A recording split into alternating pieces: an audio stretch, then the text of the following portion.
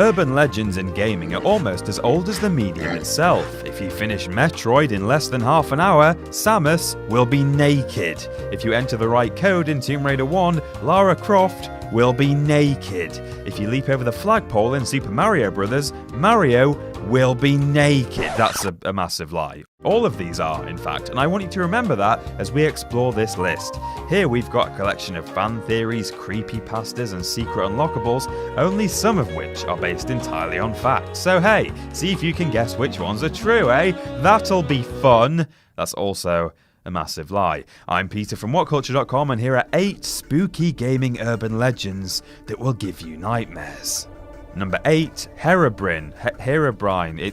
People pronounce it differently, okay? As if a procedurally generated game world that's literally bigger than the surface area of planet Earth doesn't have enough content as it is, rumours began circulating among Minecraft players in 2010 regarding a rather queer-looking fellow who was allegedly popping up in people's single-player worlds and messing around with the terrain. Herobrine, we'll stick with Herobrine, was the name given to this spooky intruder who looked much like Steve, the default game avatar, though with totally white eyes. In fact, it's a wonder why he wasn't just walking around bumping into stuff. Popularised by a couple of viral forum posts and the now infamous Brocraft livestream, after a fleeting glimpse of the mysterious character, players would then reportedly find odd artificial structures in their worlds, such as networks of 2x2 underground tunnels, giant sand pyramids in the ocean, and trees with all their leaves trimmed off. What's freakier though, if you're into this sort of thing, is the idea that what we're dealing with here is the ghost of the late brother of Minecraft creator Notch. Spooky. Notch doesn't actually have a brother, he's never had a brother, and this is all just... I'm sorry, it's utter fiction. This isn't true. Number 7, Pokemon's Lavender Town music killed people. For God's sake, who actually wrote... Video game music cannot kill a person. It can't be done. Look, let's have a listen, okay?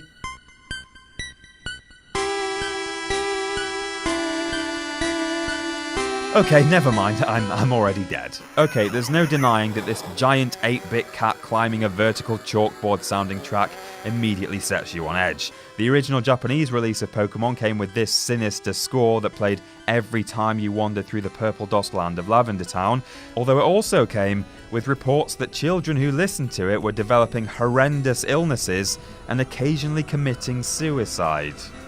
Rated E for everyone. Whether there was genuinely a spike in Japanese 8-year-olds topping themselves following the game's release remains to be substantiated, but that's not stopped a whole community of internet users staunchly deciding that the phrase "gotta catch 'em all" actually referred to harrowing, child-killing, incurable terminal illnesses. Sounds like poppycock, no doubt, but interestingly, subsequent releases outside the region had the tune get switched out for an alternative track. What? Number 6, Killswitch. Killswitch, according to legend, is a 1989 Russian 2D platformer survival horror game developed by the Carvina Corporation. Playing as either a girl called Porto or a demon named Gast, who's totally invisible and therefore totally unplayable, Soviet gamers would traverse a dark, crumbling coal mine, encountering obstacles and enemies rendered in disturbing low quality. Porto, who starts the game waking up deep in the mine with raw wounds in her elbows, discovers that before its closure, the mine had been producing a very low output, and as such, the workers had suffered frequent quote-unquote inspections. Portrayed by pixelated yet horrifying graphics, an inspection essentially entailed men in red coats turning up and punishing slow workers by inserting knives into their joints. There's more stuff about the miners unearthing demons deep underground which then possess the mining equipment and inadvertently grind up the workers, standard family viewing, but perhaps most disturbingly of all is the tale of a mint copy of the game appearing on eBay in 2005 and selling for $733,000 to a man named Yamamoto Ryuichi. The buyer claimed he was going to document his playthrough on YouTube, but only ended up posting a single video of him staring at his computer screen, weeping uncontrollably. Number 5, Squall is dead.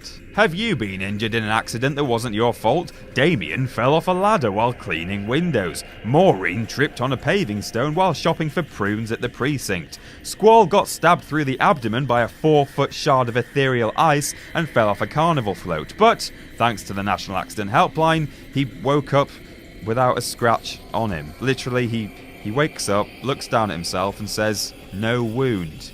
No one ever mentions the accident or lack of injury for the rest of the game, and the tone of the narrative shifts at this point from being vaguely realistic to more of a fantastical fairy tale kind of thing, all capped off by a montage of images at the end, which some people believe is his life flashing before his eyes. Essentially, theorists claim that Squall didn't survive this blatantly unsurvivable incident, and the rest of the game plays out as little more than the delirium of a dying man. This is either genius game writing or someone just looking too far between the lines. You decide. Number 4, 80s blaster Polybius was a government experiment. Over time, this little gem of a tale has gone from weird to all-out frog box crazy, but it's still a real humdinger, and if I didn't include it, then the comment section would probably fold in on itself and die of Lavender Town syndrome. So, it's 1981 in Portland, Oregon, and across many different towns and suburbs, this new arcade game, Polybius, appears almost overnight. It looks to essentially play like Asteroids, but it reportedly had all the control of a horse-drawn washing machine and sounded even worse. However, the really strange thing was that teens were totally obsessed, despite not only the game's poor quality, but also the many related reports of illnesses that started cropping up. Players would suffer with everything from headaches and nausea to nightmares, insomnia and amnesia, eventually succumbing to suicide in certain cases.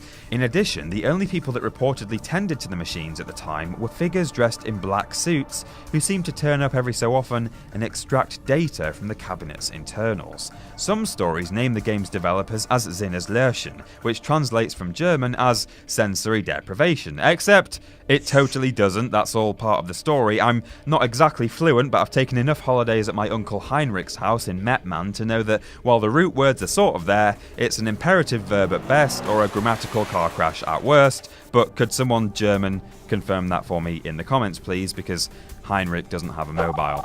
Number 3, the Sonic CD wallpaper. Sonic the Hedgehog is a speedy little mammal who eats hula hoops and always finishes first. A harmless character from a harmless franchise, right? I'm gonna say no, and I'm not even talking about the unofficial nightmare that was Sonic Dreams collection. No, one of Sonic's creepiest moments began life as a rumour that circulated after the release of Sonic CD. Supposedly entering a certain cheat code and then inputting a specific password allowed you to while away the hours sitting and looking at this rather harrowing picture. A real collie-wobbling wallpaper image of some kind of human Sonic, accompanied by Japanese text that roughly translates as "Fun is infinite with Sega Enterprises, Majin." Wonderful. Good. Brilliant.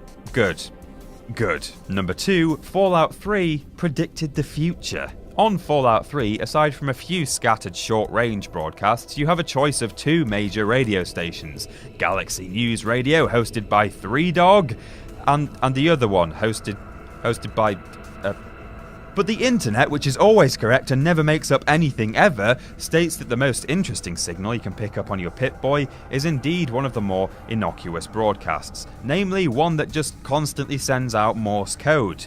Morse code that says things like, "accident in the Gulf, several dead, oil spill apparently averted," preceded by the numbers 9:45, 4:20, 2010, which, give or take 10 minutes, is the very date and time of the explosion aboard the Deepwater Horizon in the Gulf of Mexico, an event that took place 2 years after the game had been released. On top of that, there's even reportedly some code that says 12:5, 5:28, 2010, what you talking about, which exactly corresponds with the date and time of death of the late Gary Coleman, who repeatedly used such a catchphrase in his 10 years on Different Strokes. Again, this was an event that took place after the game was published, and therefore couldn't possibly have been put in there unless someone at Bethesda is either predicting the future or causing major fires and explosions aboard oil rigs in the Gulf of Mexico and killing slightly washed up TV show stars. Which is more likely? And number 1, Berserk's Evil Otto. So, time for the big reveal. Only one of these entries was outright true, and as I'm sure many of you will know, it was the Sonic CD wallpaper. Creepy, but you can all rest easy tonight. There are no games out there giving players amnesia, playing host to ghostly brothers, or killing teens. Except Berserk. Berserk literally killed 2 teens. Here we go. This arcade title was a simple early-era puzzle game where the player would navigate this little stick figure through a dark maze without touching the walls or bumping into enemies. But every so often, they were joined by the game's seemingly innocent-looking antagonist, Evil Otto. The game had a mind-numbing 64,000 randomly generated mazes to play with, and a spot on its top 10 high score list was much coveted by keen arcade goers.